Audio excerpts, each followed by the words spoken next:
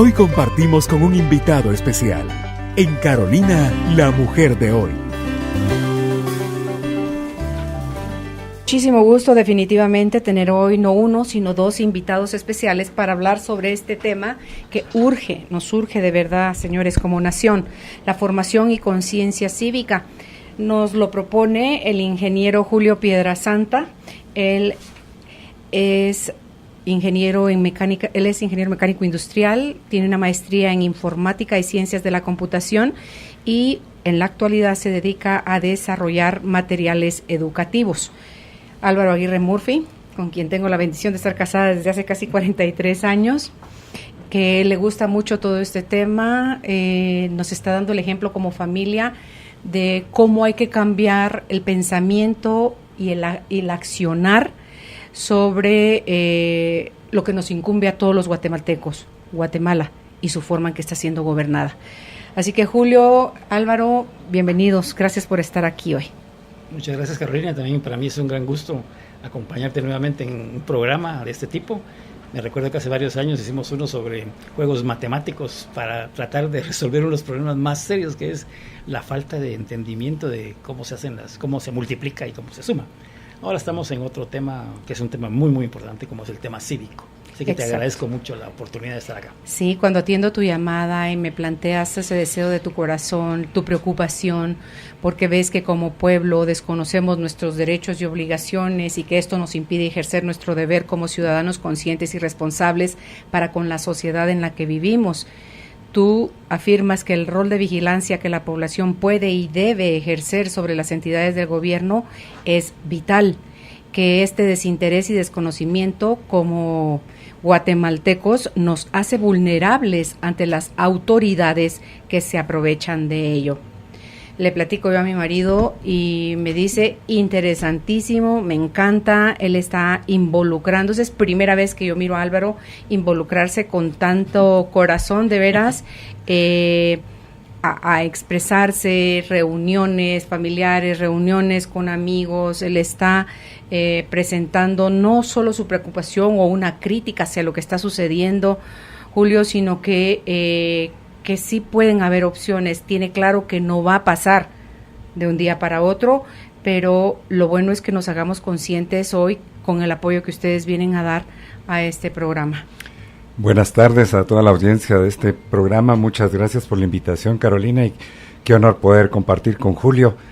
Tuve la oportunidad de leer la publicación que él te compartió sobre formas de gobierno y me pareció no solo muy claro, muy interesante, sino que el final del folleto toca la médula, siento yo, del asunto. Ya Julio nos explicará más en detalle, pero qué gusto poderlos acompañar y poder estar presente. Muchas gracias. Gracias, Julio, porque la consecuencia, como tú bien dices en tu material, de nuestro desinterés nos ha llevado a terminar cediendo nuestros derechos al grupo político que ha estado en turno, porque lo que estamos viviendo ahorita no es problema del presidente de ahorita, del Congreso de ahorita o de los jueces, no, esto es algo viejísimo. Esto viene de tiempo atrás, prácticamente desde que Guatemala se inicia la vida como una nación independiente. O sea, no es de ahorita. El problema ha sido que no lo hemos entendido. O sea, nunca nos han educado. Si te recuerdas, creo que en alguna época, tal vez cuando nosotros estudiamos, había formación cívica. Esa la quitaron totalmente del pensum. Y eso es muy serio, porque si algo debemos nosotros entender es cómo funciona el sistema bajo el cual vivimos.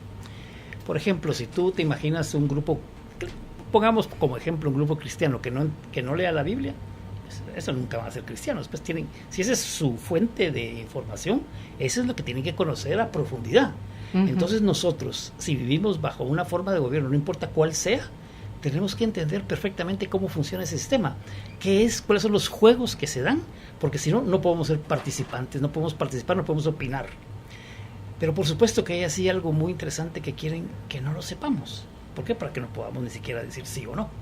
Y cuando pasan algo que es equivocado, lo más serio es que ni siquiera nos enteramos de que eso está en contra de nosotros.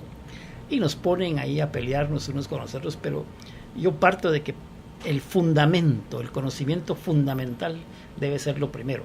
Por eso este folleto que te hice llegar, que se llama Formas de Gobierno, lo que trata es de que entendamos todas las formas de gobierno que han existido, que existen, veamos cuál es el sistema en el que vivimos, que lo entendamos para que podamos participar. Ok. Tú puedes hacer preguntas, por Con favor. mucho gusto. Sí. Con mucho gusto, gracias por la oportunidad.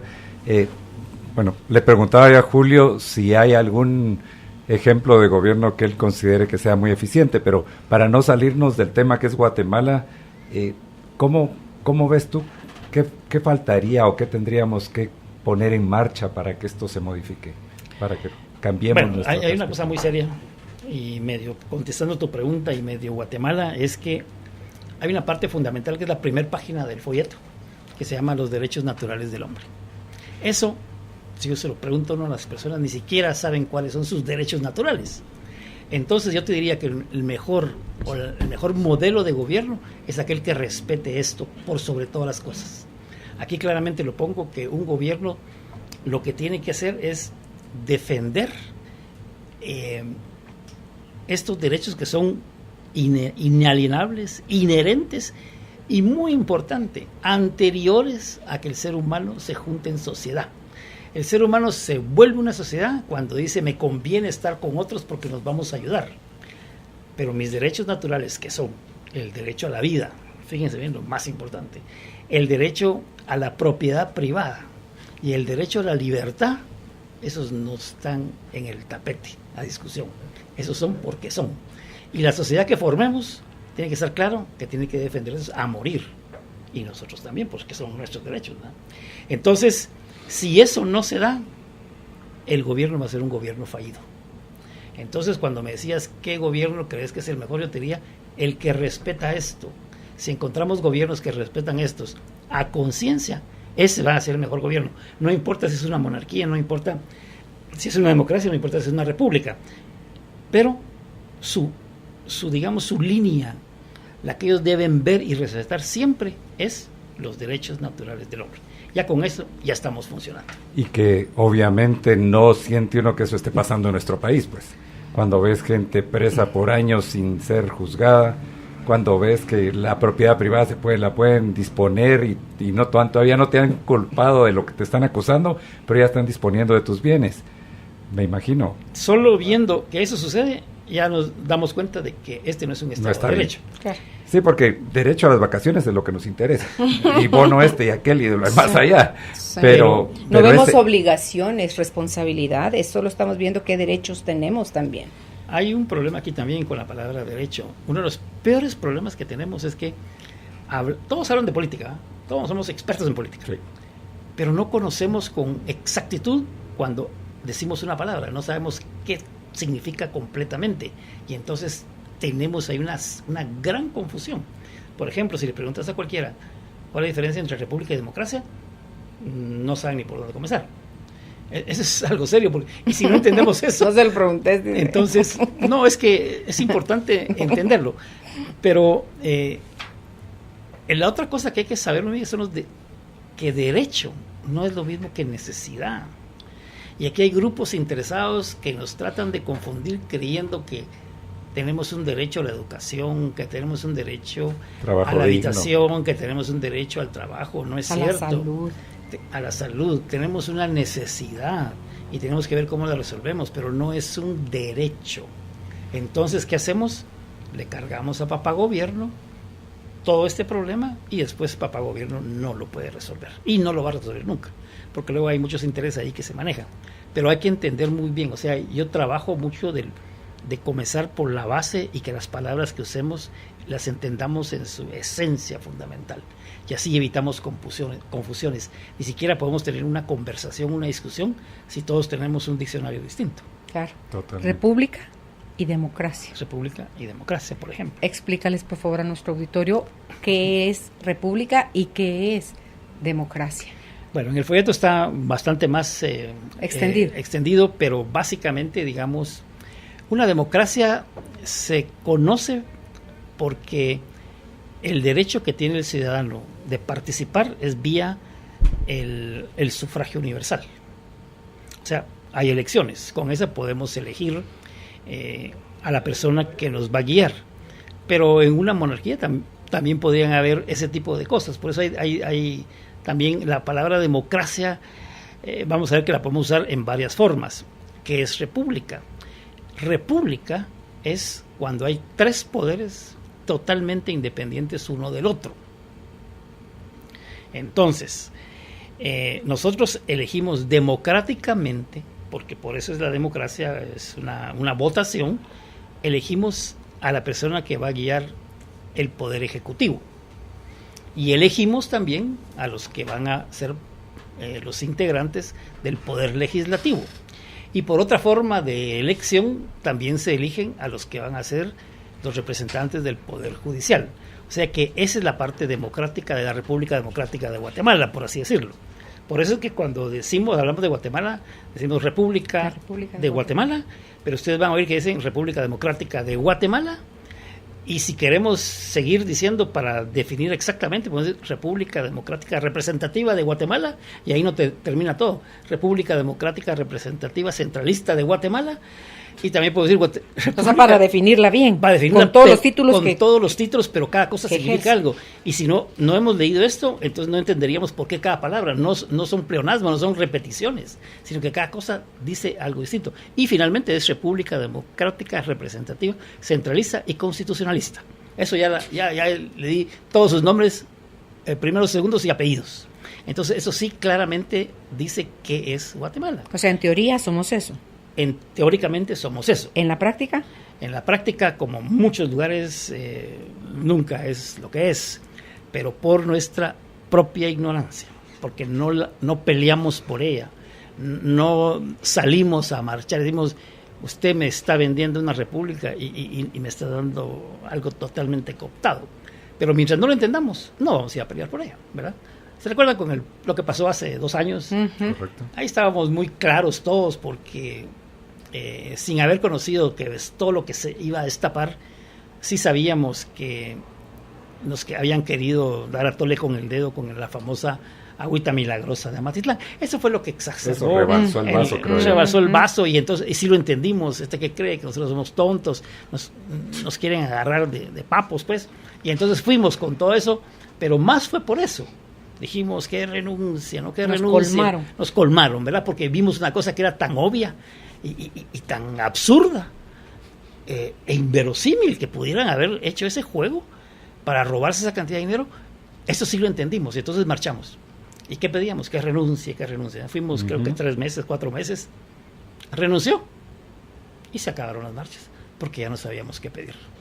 Y no sabíamos qué pedir. Y porque no tenemos líderes, Julio. Pero no teníamos ignorancia total de los problemas del país. Porque si hubiéramos agarrado otra bandera, todos hubiéramos dicho, que arreglen esto o que arreglen lo otro. Pero ya no teníamos, porque no lo entendemos. Y eso es lo serio. Sabemos que está mal, pero no sabemos qué es lo que está mal, entonces ni siquiera podemos pedir que se corrija. Ese es el problema serio que tenemos por no educarnos. Entonces este folleto de formas de gobierno, lo que intenta es que lo entendamos. Puedes, después de República de Guatemala y todos los apellidos que le pusiste, ir explicando cada uno de los apellidos y por qué teóricamente sí somos eso. Bueno, no somos eso, somos parcialmente eso. Pero digamos, primero, república. ¿República qué quiere decir? República quiere decir que hay 3 poderes. Uh-huh. Pero en el concepto teórico de república, tienen que ser independientes. Entonces vendría la pregunta, ¿son realmente independientes, sí o no? O uno depende del otro. Aquí ni siquiera se deberían hablar.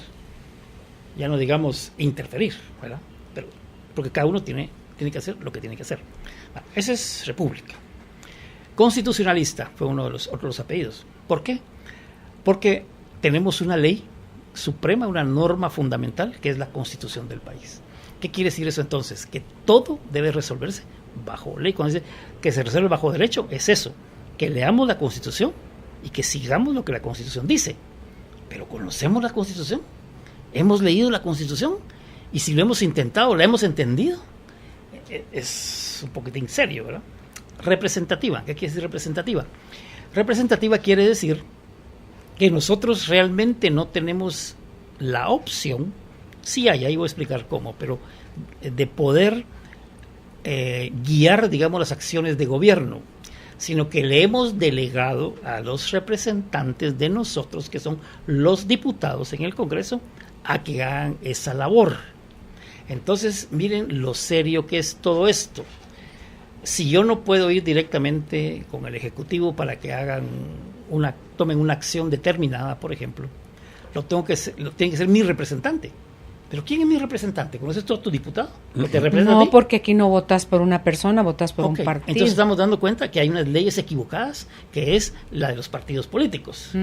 Pero mientras no entendamos eso, nunca vamos a pedir que lo cambien. Y lo que están haciendo es entrampando más esto para que sea menos posible eso. Ahorita hay una buena discusión finalmente sobre que deberían haber sectores más pequeños para que nosotros conozcamos. Nosotros deberíamos conocer con nombre y apellido, tener su teléfono y poder llamarlo. Mira, claro, aquí está pasando esto, por favor, pelea por mí. El diputado, que es mi representante, debe pelear primero por mis derechos naturales y no debe hacer nada en contra de ellos. Si no, ni es guatemalteco, ni está hablando de la nación, y menos me está representando a mí. Entonces, eso es representante, ¿verdad? O sea que Guatemala, república democrática representativa. Centralista. ¿Por qué centralista? Porque hay otras formas de repúblicas, como por ejemplo la República Federal de México, o Estados Unidos, que es una república federal, o Argentina, que también son federales. ¿Qué quiere decir eso? Que aparte de lo que hablamos, el poder no está totalmente en la capital, sino que hay como gobiernos, incluso en Estados Unidos, con constituciones distintas, ligeramente distintas, y tienen capacidad de ciertos cambios, por ejemplo, los impuestos. El gobierno federal puede decir, bueno, se va a cobrar, ustedes lo pueden saber, el impuesto de ventas, ¿sí?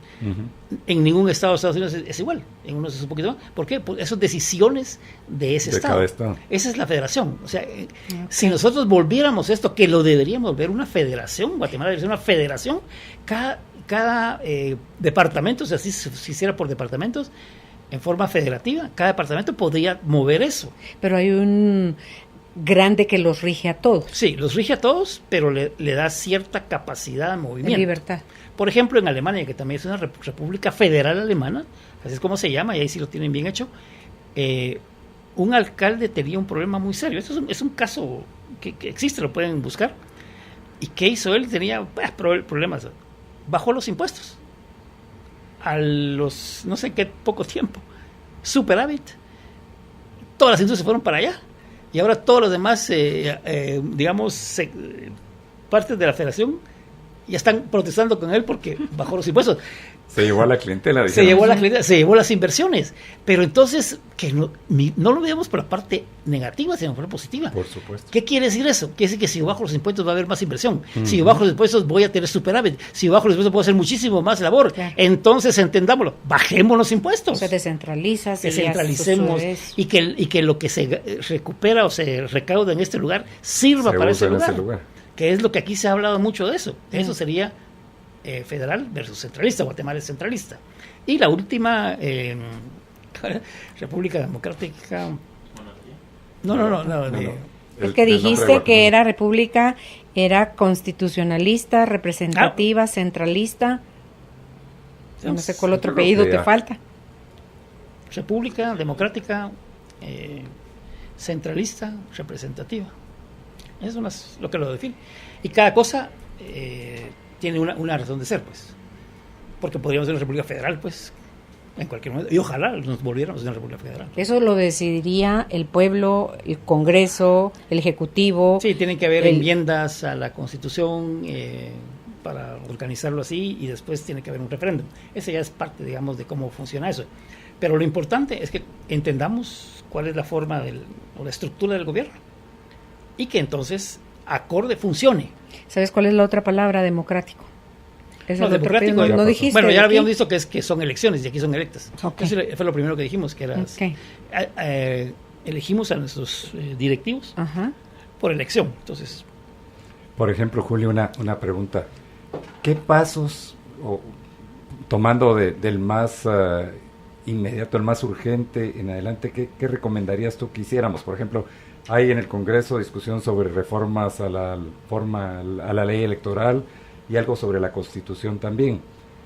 por ejemplo, platicabas de lo de elegir un diputado que sí sea mi representante, no que sea de este partido y que cuando comienza el gobierno ya ni siquiera está en ese partido, sino que está en otro. Bueno, ¿Qué recomendarías tú? ¿Cuál sería, dijéramos, un paso a dar? Bueno, primero tenemos que entender qué es lo que queremos, ¿verdad? Si queremos realmente trabajar por una nación o si queremos defender nuestros intereses particulares, por ahí comenzando. Entonces, pero aquí no hay plan o programa de nación, no existe qué es lo que queremos hacer. Nunca ha existido. Nunca ha existido. Cuando han habido por ahí algunos intentos de hacer ese plan de nación, pero ninguno los sigue. Pero, ¿qué podemos hacer todos los ciudadanos? ¿Sí? Porque va a ser muy difícil que estas personas que están ahorita incrustadas en el poder se quieran por su buena voluntad bajarse. Eso es un milagro. Exactamente. Tendría que ser un milagro. Tendría que haber una hecatombe para que suceda. Entonces lo que tenemos que hacer es varias cosas. Una es primero educarnos, que nos informemos para que podamos entender las opciones que podrían haber. Esa es la primera. Segundo, formemos parte de grupos políticos que estén trabajando por esto. Porque, ¿qué es lo que hemos hecho? Decimos, no, la política es sucia, yo no me meto. Y ustedes conocen aquella frase griega antigua, si los buenos no se meten a la política, los malos pues van sí. a llegar y es lo que no, y es lo que ha pasado. Es lo que ha pasado. Entonces tengamos el valor de decir, bueno, yo no quiero esto, me voy a educar para informarme, para estar consciente de lo que se puede hacer y cómo se debe hacer. Segundo, involucrémonos activamente. Hay grupos, hay comités, incluso yo te podría decir, bueno, yo no voy a ir a un partido, pero por supuesto sí que puedo hay agarrar algo toda muy... mi gente que trabaja conmigo, que pueden ser 20, 30, y eduquémoslos, capacitémoslos a ellos, para que cuando todos estos compañeros que están acá vayan y voten, puedan votar con propiedad por lo que están creyendo y entendiendo por qué están votando por esto. Entonces, esa es otra parte que podemos hacer. Y tercero, lo que tenemos que lograr es, ahorita hay 2 o 3 opciones en el mercado político que van a salir con la línea de liberalismo clásico, que es la que maneja estos conceptos de los derechos naturales del hombre, del respeto de las instituciones y su independencia de la una con la otra, y que tenemos que quitar todas aquellas leyes malas y equivocadas que existen, porque ese es el otro gran problema que tenemos, ese cáncer que tenemos metido, que han pasado muchas leyes que van en contra de los derechos naturales. Entonces, ¿cómo es posible que si la Constitución te defiende esos derechos, después hacen todo lo contrario? En la misma ocasión están las contradicciones. Entonces tenemos que ir y trabajar vía Congreso. Solo ahí se pueden cambiar las leyes, no por otra forma. Si no, tendría que ser a la fuerza, entonces estaríamos cometiendo un acto de derrocamiento, por así decirlo. O sea, para no llegar a eso, hagámoslo por la vía correcta, que es la vía legal. Entendamos, comprendamos, vayamos capturemos el Congreso y pasemos las leyes malas y eliminemos las leyes malas y pongamos las leyes correctas. Esos 2, 3 opciones que mencionaste no están formados, todavía no existen, ¿no son ya partidos? Ya existen partidos con esa línea.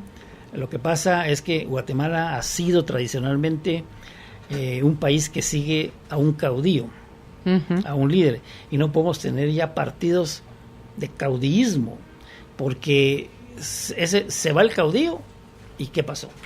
Mejor tengamos partidos de principios. Entonces, si tenemos partidos de principios, no importa quién esté ahí, lo que queremos hacer es esto, ese es un plan de nación, porque si no lo tenemos es lo que el caudillo quiera. Entonces, eso es lo que tenemos que entender, pues. Claro, la experiencia es que el caudillo quiere ser presidente, forma un partido, logra hacerlo o no, pero el partido solo cumplió su propósito en llevarlo al poder y punto. Claro, para beneficio personal. Sí, pero ¿dónde está la línea? Preguntemos ¿cuál es su línea? Con respecto a estos puntos fundamentales, ¿verdad? Si defiende estos, si usted va a defender a capa y espada la independencia de poderes, eso es lo que necesitamos. Y luego que lleguen a esos poderes gentes que no tengan vicios o que no tengan agenda, sino que si van a sacar una declaración que sea apegado al derecho, y el derecho es la Constitución. Pero cuando la Constitución no la entendemos o tiene leyes equivocadas, que lo que han sido ha sido legitimizando el robo y la expoliación, todo eso hay que cambiar, o sea, no es fácil, el problema no es fácil. Yo creo que esto es cuestión de muchos gobiernos, o sea, tienen que pasar varios. Tal vez no, sí, siempre y cuando querramos. Sí, Julio, pero el guatemalteco quiere exigir, Sí. pero no quiere poner de su parte. Es lo que te estoy diciendo. Si yo sigo comprando piratería, si yo sigo sin respetar las señales de tránsito, si yo sigo con conectes, evitarme 2 días de trámite y tú me lo haces en media hora, si yo sigo, o sea, mientras yo siga haciendo ese tipo de cosas, estoy dentro del grupo de corrupción del que señalo hacia afuera al gobierno, que también yo como ciudadano puedo llegar a caer, pero no, nada que ver, o sea, la gente que mientras tengamos esa doble moral, no correcto. podemos hacer cambios profundos, porque Guatemala está formada por, ¿cuántos somos? 14, 16 millones de habitantes, que cada uno, los adultos, deberíamos de sernos responsables de nosotros mismos. Si tú no te puedes autogobernar siquiera a ti mismo, ¿qué pretendes? Bien dicen, está ese refrán que dice que cada pueblo tiene el gobierno que se merece. O sea, los gobiernos nuestros lloran sangre. Esa es la calidad de pueblo que son. Es un problema de principios y valores que se deben inculcar en la escuela desde pequeños, pero también que debe ser el ejemplo de cada unidad, Claro. que es la familia. Claro. Y eso es lo que no tenemos, ese ejemplo no existe. Entonces, cuando el papá dice, mira, vamos a colarte ahí, entonces eso es lo que tenemos que empezar a entender y aprender. Y tenemos que hacer un trabajo muy fuerte. ¿Cómo perderle el miedo a la política, Julio? Si tú oyes todo el tiempo el poder corrompe, solo caen ahí y se vuelven transeros, o solo no sé qué. Entonces, ¿cómo perderle el miedo a, como tú decías hace un rato, activamente formar parte de grupos políticos que estén trabajando por lo que tú estás comentando, pues, Mira, por esa libertad? Yo hace 2 años, yo también decía, en educación, ni política ni religión. Y yo nunca me he querido meter a ninguna cosa política. De repente me llamaron a un grupo y me empezaron a introducir en el campo político. Yo empecé a ver otro mundo ahí. Era un grupo, gente buena, ahí es gente buena, no está maleada, todo eso. Y luego fui a otro grupo donde hay también gente muy buena con esta misma línea de pensamiento. Es que si tenemos una línea clara, si tenemos unos principios claros, si tenemos un programa bien claro, que es el que se está manejando en esta línea política, entonces tenemos que perder el miedo. Si queremos que sea... Hay que confiar. Pues, hay que confiar. El miedo y confiar. ¿Ah? Con prudencia, pero hay que confiar. Las 5 virtudes cardinales te lo dicen, ¿verdad? Lo primero, prudencia, cualquier cosa que vas a ver. La otra, pero perseverancia, pues, tienes que tener constancia. Porque si no, tampoco es así. O sea, fácil no es. Tenés que hacer tu esfuerzo. La pregunta es, ¿queremos hacer el esfuerzo? La pregunta es, ¿me quiero involucrar? La pregunta es, ¿voy yo a intentar en lo que sé capacitar y predicar con el ejemplo? Si no queremos eso, tendremos esto y peor. Te digo algo. La señora que hace el café al salón donde yo voy está en sus trámites de residencia en Guatemala. Le digo, ¿cómo va con sus trámites? Ay, mire, ahí está engavetado porque han estado en el puesto que debe firmar 3 personas y renuncian, no quieren siquiera firmar por miedo a que los metan presos. Porque aquí vivimos en un país donde primero te meto preso, no sea que interrumpas la investigación y mejor te tengo guardadito preso y después, unos años después, digo, ay, qué pena, fíjese que siempre si era usted inocente, eso de 3 meses de investigación MP y después usted va para afuera porque no puedo demostrar o no lo meto preso hasta que demuestre que usted es culpable, entonces voy y lo meto preso y lo ligo a proceso. Pero Julio, ¿cómo podés tú, si la gente que ya está ejerciendo un puesto, un rol, tiene miedo de ejercer su puesto? ¿Qué tal los que estamos afuera, que tú, hay una cosita cosquita que te dice adentro, participa Carolina, participa? Pero otra que dice, ni se te ocurra Carolina, ¿a qué le hago caso? Mira, el principio de que existe una dictadura es primero el miedo. Luego esto ha sido un proceso de un tiempo para acá, ir cooptando instituciones que son las importantes. Ahorita, por ejemplo, no hay Estado de Derecho per se. O sea, digamos, los 2 casos serios que se han dado aquí en Guatemala, el caso de la muerte de Rosenberg, haber acusado a algunas personas, haber pagado testigos porque ya declararon que que les pidieron, que les dieron dinero para que declararan en contra de unas personas que eran inocentes. 7 años después quedan libres por falta de mérito, porque no pudieron probarlo y porque se demostró que los habían acusado personas que los pagaron para que lo hicieran. Eso ya es una cosa fundamental. Pero miremos el otro caso que está a nivel internacional, el caso de Sperensen con el ministro de Gobernación, de lo del ¿cómo se llama? El ataque a Pavón. ¿Qué pasó? Que los 3 se fueron de Guatemala, uno España, lo juzgaron, otro en Suiza y otro creo que fue no sé, de Austria, Alemania.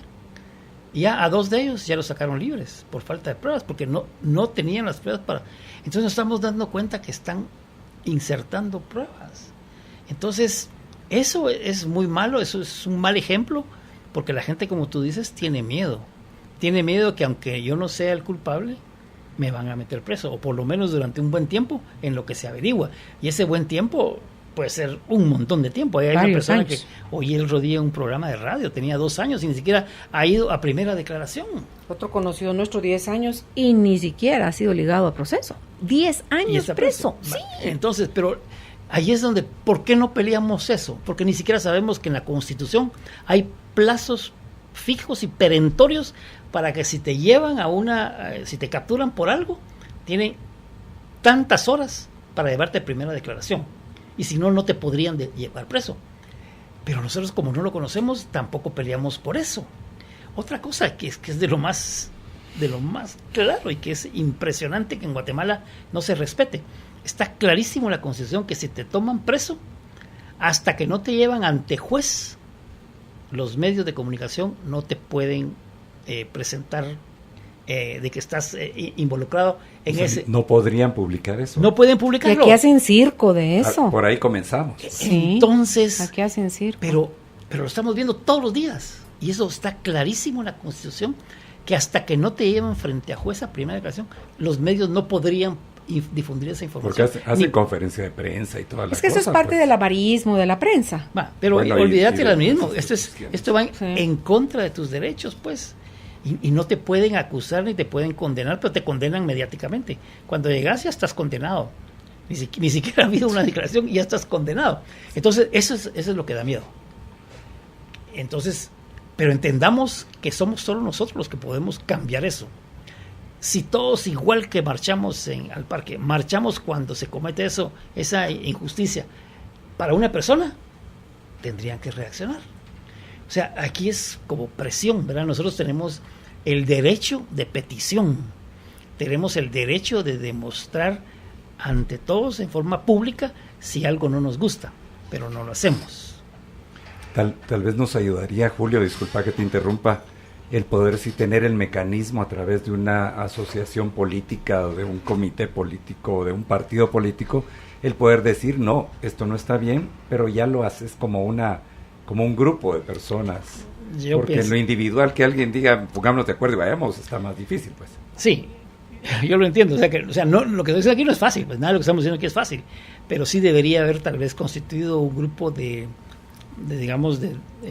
especialistas en derecho que tuvieran una oficina, que todo esto lo condenaran y que presentaran los antejuicios o las apelaciones, pero también el pueblo tiene que apoyar. Estar presente, tener conciencia de eso. Pero es que no tenemos conciencia porque no lo hemos leído, no lo hemos entendido, ni siquiera sabemos que podemos hacer eso. Y otro gran error es que el que está preso no soy yo, sino que es alguien más. Entonces sí, qué lástima, mientras no ¿verdad? me afecte, no me ocupa. Ese es uno de los peores, como yo, la indiferencia. Pero después me va a tocar en algún momento, no sabemos cuándo, ¿verdad? Pero siempre, ahí sí que siempre nos va a llegar el momento. Ese es lo delicado. O cuando toque a alguien de mi familia.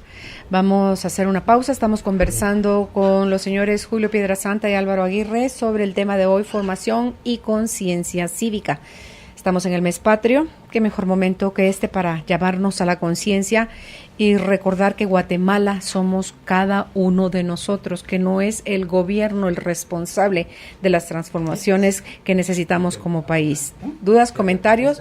Bienvenidos al 5025, si es en mensaje de texto desde su celular, y también Si es por Facebook, allí nos encuentran como Carolina, la mujer de hoy. Ya volvemos. Es momento de compartir los mensajes de nuestros patrocinadores. En breve continuamos con el programa Carolina, la mujer de hoy. Por Globo, tus recuerdos, tu música. Sé parte de nuestra comunidad en Facebook. Nos encuentras como Carolina, la mujer de hoy. Ya de regreso con nuestros invitados Álvaro Aguirre y Julio Piedrasanta. El tema de hoy es la formación y conciencia cívica.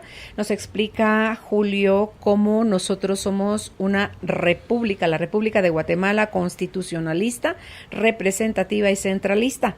Para eso nos explicó que para llamarnos república es porque estamos gobernados por 3 poderes independientes: ejecutivo, legislativo y judicial. Somos constitucionalistas porque tenemos una ley que es la Constitución y debemos seguirla. Representativa, que no tenemos la opción de poder guiar las acciones de gobierno porque se lo hemos delegado a los del Congreso. Esa tarea, los congresistas, su primer tarea, como bien explicó Julio, ha de ser de pelear por nuestros derechos naturales. Centralistas, como somos aquí en Guatemala, no como son los República Federal de Alemania, la República Federal de México, de Argentina y otras más, que ellos tienen descentralizado el poder. Cada estado maneja sus leyes independientes y eso hace pues que favorezcan específica y directamente a la gente de la región. En Guatemala todo el poder está centrado en la ciudad capital. Nos propone Julio que nos eduquemos, que nos informemos sobre las opciones que hay, que activamente formemos parte de grupos políticos que estén trabajando por este pensar, que es la propuesta, que seamos teórica y en acción también, en la práctica, una república constitucionalista, representativa y centralista. Que busquemos las opciones de los partidos que tienen línea, que su base son estos principios. Nos comentaba Julio fuera de micrófono que precisamente ayer fue a conversar con los del Partido Liberal de Guatemala. ¿Cómo estuvo tu experiencia ahí, Julio? Pues el Partido Liberal sigue eso, lo que es la línea del liberalismo clásico, que yo invito a todos a que entiendan qué es eso y la comparen con otras líneas de otros partidos. Y que si se van a meter a un partido, que pregunten cuál es su línea, cuáles son sus principios y cuáles son sus valores.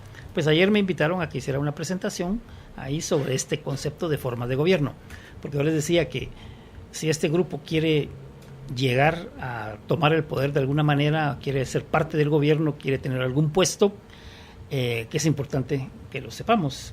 Tal vez me viene a colación algo que dije yo ayer les conté un cuento de la antigüedad. Tal vez una de las formas más ancestrales de enseñanza siempre ha sido contar cuentos. En la antigüedad así es como se enseñaba. Venían los sabios, los antiguos, y contaban cuentos llenos de historia, llenos de mensajes y todo eso, y se aprendían. Así aprendíamos, porque no había otra forma. Entonces yo les conté un cuento de la antigua Grecia, donde venía un filósofo conversando en la famosa ciudad de ahí, y les decía, bueno, miren, si yo voy a destazar un animal, ¿a quién llamo? ¿Llamo al general del ejército? ¿Llamo al médico de la ciudad? ¿Llamo al jardinero? ¿O llamo al carnicero? Es casi como obvio que tenemos que ser carnicero.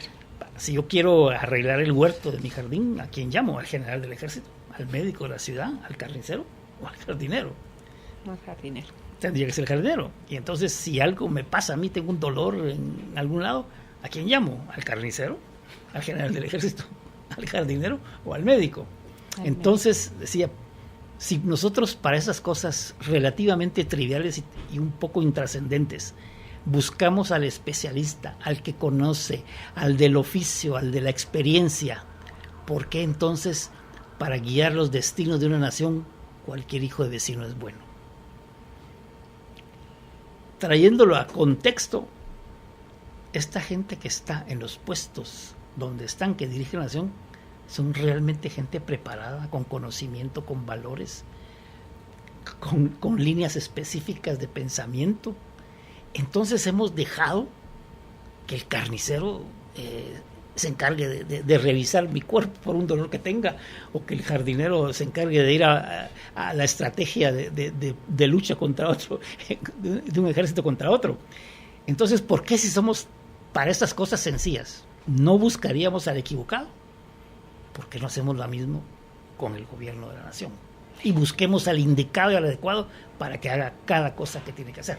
Esos son los problemas que tenemos. Por irresponsables y un poco como hemos tenido gobiernos paternalistas que hemos visto que por décadas se han ocupado de resolverles a los que no han podido hacer nada, proveerles, Julio. Entonces ya estamos acostumbrados a poner la mano, a decir es tú hacelo, tú resolvelo, para eso te elegí en el gobierno, pero luego no pasamos de quejarnos, de señalar, de insultar, de degradar a otros pensando que con ese enojo, con ese asco, con ese rechazo, vamos a modificar cosas, o con burlas, porque aquí a mí me impresiona la habilidad que tenemos, la creatividad que tenemos como chapines para hacer, pasa algo, una tragedia, una noticia, un clavo, un problema, memes, pero al instante. Entonces, sin darnos cuenta que eso no nos lleva a nada productivo, Julio.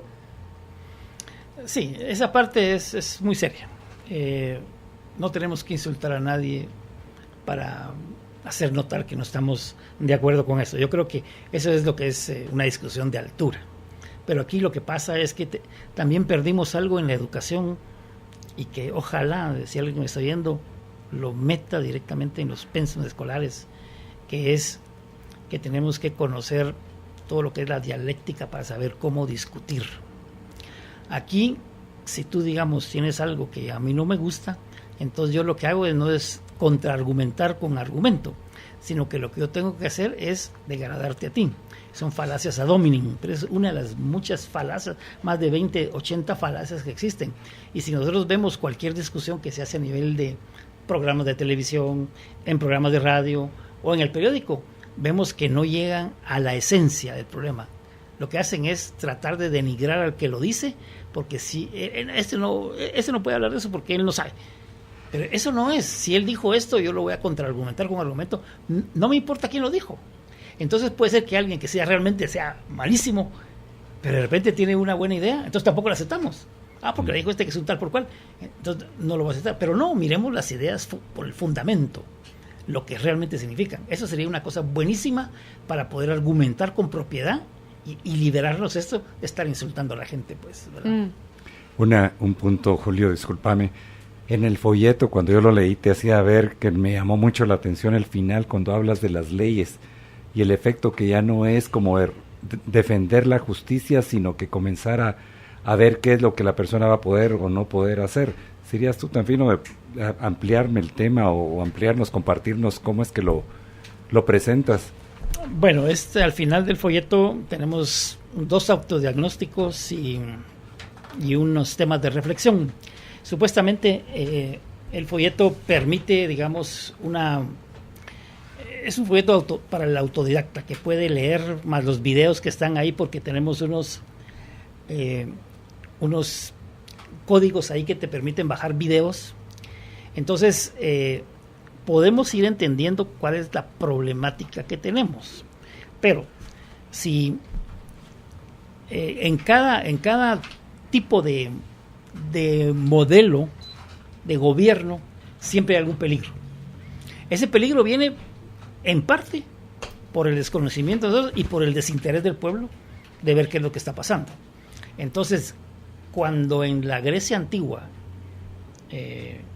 la monarquía, la aristocracia, la democracia y la república coexistieron estos 4 modelos cuasi simultáneamente. Entonces los griegos tuvieron una gran oportunidad de ver cuál funcionaba mejor. Entonces ellos podían ir, como eran las polis, eran ciudades independientes, aquí podía tener una monarquía, podía tener una democracia, podía tener una aristocracia. Entonces ellos vieron las situaciones y cómo se fueron desarrollando. Y también se dieron cuenta de los grandes peligros que cada una forma de gobierno pura tiene, porque se van degenerando. Entonces, por ejemplo, la aristocracia. ¿Qué es la aristocracia? La aristocracia es el gobierno de unos pocos, porque aristocracia, si lo definimos, su etimología griega es aristos, los mejores, y aristocracia, el poder de los mejores. Entonces eso es buenísimo. Si los mejores van a estar en el poder, ¿cómo no quiero yo ese gobierno? Pero ¿qué pasa? Que poco a poco esos mejores, cuando pasó su tiempo, empezaron por herencia a dejárselo a los que venían, y esos ya en un momento dado ya no fueron los mejores. Entonces se volvió lo que es una oligarquía. Entonces la aristocracia prácticamente deviene o se degenera en una oligarquía, y entonces ahí ya no es lo que era antes. Las democracias también se vuelven populistas porque te prometen de todo, no lo cumplen, y después se van volviendo en otra forma de gobierno que ya no es lo que era antes.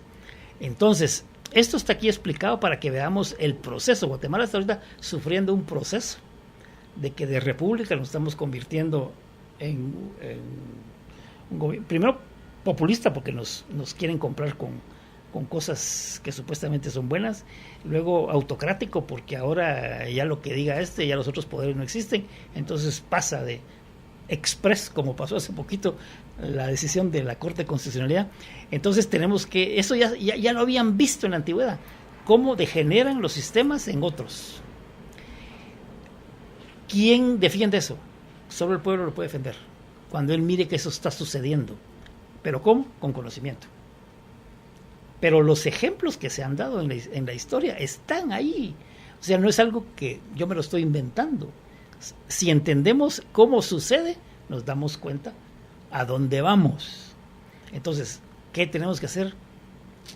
Sigo con el punto. Eduquémonos, entendamos, asistamos a reuniones para que nos expliquen mejor y levantemos la voz cuando veamos que algo no coincide con las reglas con las que estamos jugando en este país, que se llama la Constitución del país. Cuando algo pase por encima de la Constitución, salgamos a pelear por ello, porque si no, si se pasan encima de las leyes, la Constitución es la garantía de los ciudadanos de que los ejecutivos que están en el poder van a hacer o no van a hacer nada en contra de nosotros que no esté respaldado por la ley. Pero no conocemos la Constitución, no conocemos nuestros derechos. Entonces cualquier cosa que pasen es buena. Entonces eso es bien delicado. O sea, yo vuelvo a pedir, digamos, que este folleto, que es relativamente pequeño, que lo podamos todos conseguir para que entendamos que en los colegios debe ser obligatorio que lo difundan, porque es obligación de los colegios no solo de educar, sino que de formar, de que cuando los patojos estos de cuartos y quintos salgan a la vida pública y van a salir, y lo primero que va a pasar es que van a tener que ir a votar y no tienen ni idea de qué están haciendo, porque no tienen el concepto de república, ni de democracia, ni de elecciones, porque nunca, yo no sé a ustedes, yo me recuerdo que me contaron así como un cuento de la antigüedad, pero no nos dijeron, usted toda su vida va a vivir bajo una forma de gobierno y tiene que entender cómo funciona. No nos lo dijeron. No. Eso ya pasó, eso fue allá. ¿Y ahora qué? Si toda la vida vas a vivir bajo alguna forma, puede ser monarquía, puede ser república o democracia, lo que sea, pero tienes que conocer qué puedes hacer y qué no puedes hacer, qué te permiten y qué no te permiten. Y eso solamente de una forma, es actualizándonos, educándonos. A través del Ministerio de Educación le decía a mi marido el otro día, parte del pensum, que estudiáramos la Constitución de la República durante cuarto y durante quinto bachillerato, ¿verdad? Como tú decías, para que podamos conocerla. No que pensamos que las leyes es algo nada más para los abogados, es que ellos son los que la deben de manejar. Al doctor no le importan, al ingeniero no le interesan, y al común ciudadano, a veces al analfabeta. Y los políticos están muy contentos con eso, para que lo sepamos. Entonces lo que tenemos que hacer es que debería ser, pero prioridad número uno en el programa del pensum educativo, es que conozcamos las formas de gobierno y que conozcamos la Constitución, pero estudiarlas a profundidad, lo que dice cada cosa y qué podemos hacer y qué no podemos hacer y qué está equivocado. Yo estoy preparando el siguiente folleto que se va a llamar La Constitución cuestionada y comentada, para que entendamos qué puntos son álgidos y al final recomendar que la Constitución tiene que estar escrita en un lenguaje simple, directo, sin ambigüedades, sin contradicciones y que pueda ser entendido, no importa por qué ciudadano, independiente de su nivel educativo, independiente de su profesión, independiente de su lengua, y que no haya absolutamente ninguna palabra que no haya estado predefinida, para que después no haya deliberaciones por los entes especializados que digan, esto quería decir esto y no aquello. O sea, que toda palabra que sea, por ejemplo, bien común, ¿qué es bien común? Debe quedar definido en la Constitución para que esto es lo que significa, y entonces ya no tenemos que ir a deliberar en ningún lado. Solo de esa manera va la Constitución a tener realmente la función que debe tener. También tenemos que hacer nuestra parte, nuestro esfuercito de leerla, entenderla. Y ahí es donde los colegios deben ayudar, las universidades deben ayudar, y yo diría los padres de familia deberían hacerlo con su familia, y los empresarios deberían hacerlo con todos sus trabajadores en la empresa, porque esto no es trabajo fácil, es trabajo muy así de hormiga, pero si cada quien hace su pedacito, lo vamos a lograr, eso sí. Claro. Una pregunta, Julio, me daba vuelta en la cabeza.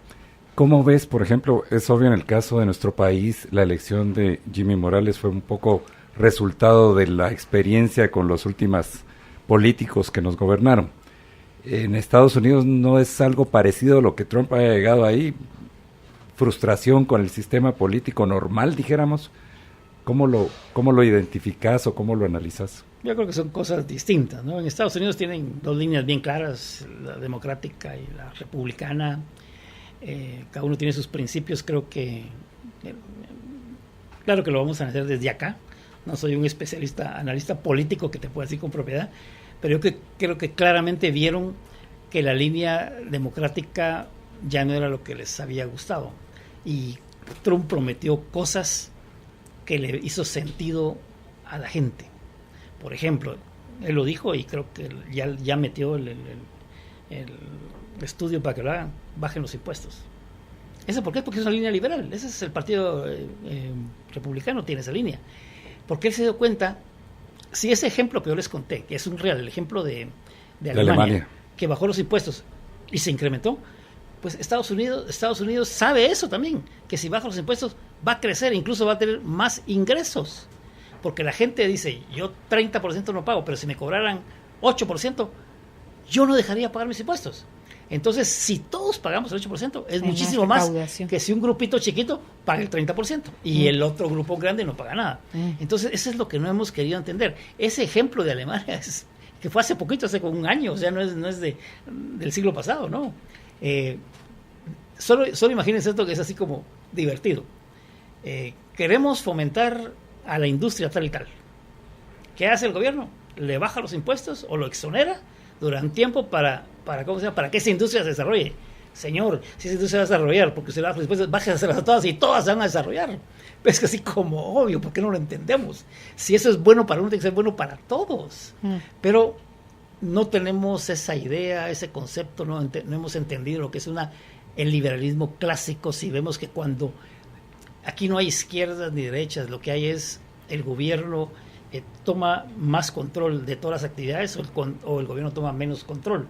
Si miramos, los países más ricos son los países donde el gobierno controla menos las actividades de sus ciudadanos, y la única función que el gobierno debería hacer es seguridad y justicia, y todo lo demás deje que la gente va a ser más efectiva y más eficiente en sus manejos de absolutamente todo lo demás. Usted solo se encarga de que la seguridad de nosotros, que no nos va a pasar nada, y que cuando hay un problema llegue la justicia pronta, segura y directa, y sin tanto cuento. Y deje que la gente es sumamente ambiciosa, es sumamente creativa, son pilas, pues, y van a encontrar una forma de resolver todos los problemas. Pero dejémoslos que lo hagan. Cuando el gobierno se mete, hace esos elefantes blancos gigantescos que se comen todo. ¿Cuánto realmente del presupuesto? No sé, hace poquito ayer o antier pasaron el dato. ¿Cuánto de lo que le hacen, lo que se le da a un ministerio para una actividad, llega realmente, y cuánto se queda a nivel de funcionamiento, que es un pago de salarios? Es ridículo, pues. Si solo el 15% va a llegar, no hay nada que hacer, pues. Por eso es que nunca hay carreteras, por eso es que nunca hay hospitales, por eso es que ninguna de esas cosas funciona, porque tenemos el concepto equivocado. Interesante. Gloria, esa es la única pregunta, Judith. Ok, dice Gloria, felicitaciones por este programa. Dios los bendiga. Por favor, indicar dónde se puede obtener el documento. Me interesa para repartirlo a mis estudiantes. Gracias.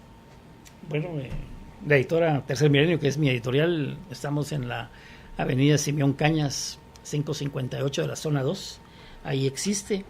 Y si se quieren comunicar ahí directamente, está el teléfono 2254-6249. ¿Lo repetís, por favor? 2254-6249. Ajá. Y la dirección es avenida Simeón Cañas, 558, zona 2. Ahí tenemos ese y otros más productos de este tipo que nos enseñan de cosas fundamentales, y qué bueno que esta persona que lo quiera a sus alumnos, porque es realmente, si todos los maestros hicieran su labor adecuada y enseñaran eso, tendríamos un montón de estudiantes que estarían saliendo ya con otras inquietudes. Benny, ¿algo más que quieras preguntar? No, agradecerle de mi parte a Julio y a ti por la oportunidad de estar aquí presente. Hay tanto que resolver, yo creo que tenemos que tener paciencia, ir un paso a la vez. Yo creo que tu mensaje es muy claro: educación, estar conscientes de nuestros derechos, punto de partida, participar en la política, acercarnos a un grupo en el que tengamos comunión de ideales o de lo que ellos piensan. Necesitamos participar en más que solo así, sino incluso económicamente, porque mi experiencia es que el partido que se forma va a vender su alma con los medios de publicidad o con las industrias, etcétera, para que le den la plata necesaria para hacer la campaña, que es una cosa inmensa y tremendamente cara, y eso lo necesitamos cambiar para que sean las personas que creen en ese principio las que den su aporte. Pueden ser 5 quetzales al mes, lo que sea, y de esos fondos poder vivir como partido político, pues no tener que ir a dar favores a otras personas o a otros intereses, ¿verdad? Eso es importante, porque obviamente ningún proyecto de esta categoría o estas dimensiones se puede hacer sin ingresos económicos. Digamos, todos los que estamos ahí, pues tenemos nuestro trabajo aparte que tenemos que solventar, y luego dedicarnos a cosas para poder, digamos, seguir ayudando, ya sea con educación, con charlas informativas o desarrollando materiales como estos, pero cada quien que haga su pedacito. Y si cada uno aportara algo, digamos, imaginemos que tenemos en la ciudad 2, 3, 4 millones de habitantes. Si cada uno diera un quetzal al mes, ese partido podría caminar y podría desarrollar todas esas actividades. No tenemos que dar miles de millones, no, para que después vengan y lo acusen de que ese es un financiamiento ilícito. No, si yo como persona, fíjese bien lo delicado que es con esta ley que pasaron, yo como persona individual me gusta esta idea y aporto, y hay una cuenta a la que yo le voy a depositar ese dinero, yo voy al banco y pago mi quetzal. ¿Qué va a pasar? Que después lo van a revisar y dicen, mire, este quetzal que estuvo entrando durante los últimos, son 12 quetzales, pero no importa, pero no sabemos de quién es financiamiento ilícito. Así se va a entender, según la ley. Yo no estoy muy seguro, pero eso es lo que pasa.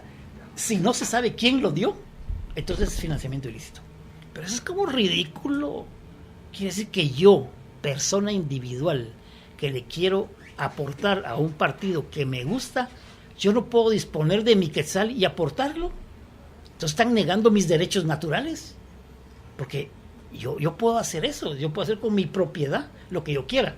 Y si yo se lo quiero regalar al partido, se lo puedo regalar al partido. Pero imaginemos que son 4 millones de guatemaltecos que decían, queremos ayudar, queremos regalarle un quetzal cada uno al mes a este partido, y financiamiento ilícito. Imagínate si eso aplicara a los mendigos de la calle.